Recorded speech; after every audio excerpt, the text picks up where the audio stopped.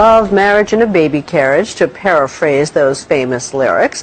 But for millions of black women, many blessed with brains and beauty, finding the right man is proving elusive. But why? Are their standards too high, or are the pickings too slim? Lindsay Davis tried to answer that question. Birthday! Cheers! Make a wish. Nicole Marchand is celebrating another birthday. At 31, she's accomplished a lot. She's a prosecuting attorney and running for state court judge.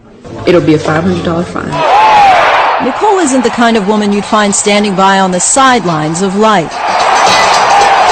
But you would find her here, at the Georgia Dome, cheering on the Atlanta Falcons. You've heard of a man's man. Nicole is the quintessential man's woman. She appears to have it all, and yet she's still single. 42% of black women have never been married. That's double the number of never married white women. I look forward to the day. I look forward to being married. It's just not that easy. For starters, there are more black women than black men. 1.8 million more. So even if every black man in America married a black woman today, 1 out of 12 still wouldn't make it down the aisle. Let's take 100 black men. If you eliminate those without a high school diploma, those without a job, and the number of black men between the ages of 25 and 34 who are incarcerated, that leaves only about half of black men eligible to pop the question. Nicole sees the problem every day. It is sad to see that the majority of the defendants that we prosecute are black males. Those numbers can be very disappointing. Admittedly, the selection of men is slim. Get it through your head. You're the Friday girl that's just for sex. That's what you are. We broached this serious dilemma with comedian-turned-relationship guru Steve Harvey, author of the book Act Like a Lady, Think Like a Man. There are still a lot of good men out there who are being overlooked. Harvey says black women don't have to settle, but may need to compromise. You a corporate exec? Does he have to be a corporate exec? You make $150,000 a year. He has to make $150,000 or above? That's your requirement? If your requirement sheet is ridiculous, you have to look at it. What we looked at were the large numbers of professional black women who groomed themselves for success with BAs, MDs, and JDs. 70% of them are still without the more elusive title, MRS. I would be lying if I said that I don't have fleeting thoughts of, okay, I'm 32, my clock is ticking. The tick-tock of the biological clock is getting louder for several of Nicole's single friends. Meet Chateau Waters. She's a 32-year-old high school counselor pursuing a doctorate degree in psychology. We have this thing called the black girl curse. A lot of our white friends are married by 25, like happily married. Kids by 27, and we're like, what is the deal with the BGs? You know, and it's the black girls. Jaqueen Ashford is a chemist for a pharmaceutical company.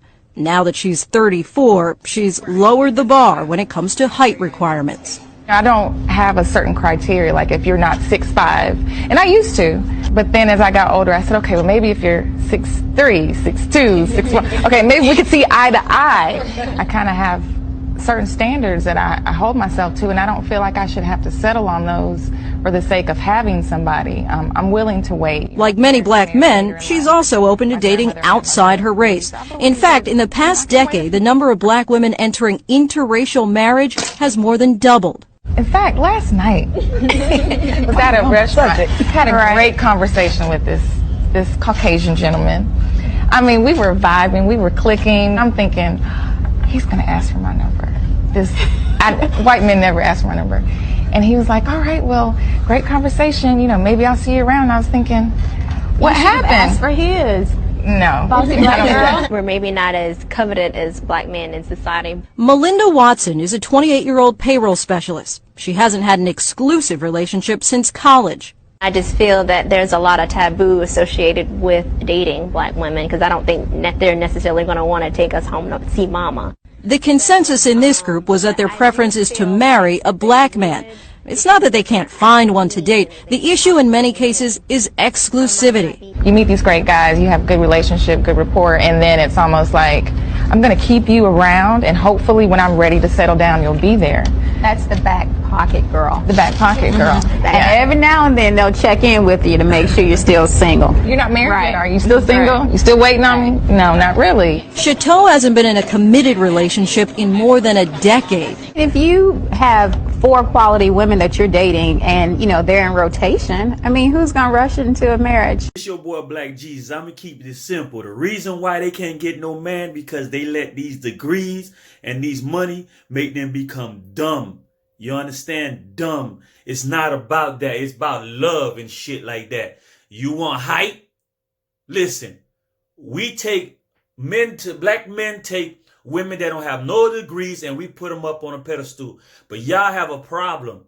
That's why y'all biological clock is fucked up and shit like that. Because you're worried about the fucking money that you have. You don't want no... Man, come on. It common sense. You don't know. Y'all don't know what the fuck y'all want. So I ain't finna be stressing out on this shit. You know what I'm saying? Because it's about love. The degree don't mean shit in a relationship. The fucking money ain't even shit in a relationship. It's about fucking love. When you built wealth without money, have great family, you good. So that's y'all women, black women problem up there, whatever, wherever the fuck y'all at. You see how y'all sitting around talking all that bullshit? That's where y'all fucked up at. Y'all trying to be Caucasian. Motherfucker, be your goddamn self. I'm my goddamn self. I have white friends. They're white. They act white. I can't act white because I can't, you know, I'm not, how should I say, I'm not programmed.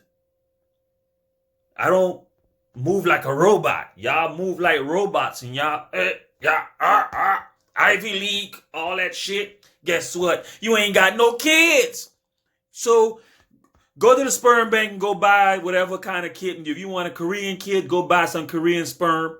All that shit. Y'all fucking up yourself on some dumb bullshit. Y'all got a lot of money. And basically what y'all need to do, all y'all at that table, y'all just need to fuck each other. And that's it. Because that's what y'all aiming for. So this your boy Black Jesus Willie Dread talking shit, and I'm being real about my shit because it's some true shit. You see, I got some hoes behind me and but look, I love my black woman, but my black woman want to be something else that she don't want to be herself. So, hey, fuck with your boy. And guess what? What I just said, I don't give a fuck if I'm wrong to you, but I'm right to me, bitch. That's the motherfucking problem. Bitch, I got a lot of black men got money and all that shit. You understand? Ain't nobody trying to hear all that bullshit. Ivy League, all this bullshit. This your boy Black Jesus. Willie Dread. Listen, you and your dusty ass pussy, you better get off that pedestal and stop trying to get niggas by 8 foot and enjoy it. Listen. Tall women, short man. Short man, tall woman. Bitch, hey, you already know you're too much worrying about financial. Find out what love is first. First, when you was broke, you didn't worry about all that shit. Now you got money. You think that you need some Black Jesus. Black Jesus. You see, you don't have no more money than me because I got God money. So if you don't like me, suck a dick, bitch.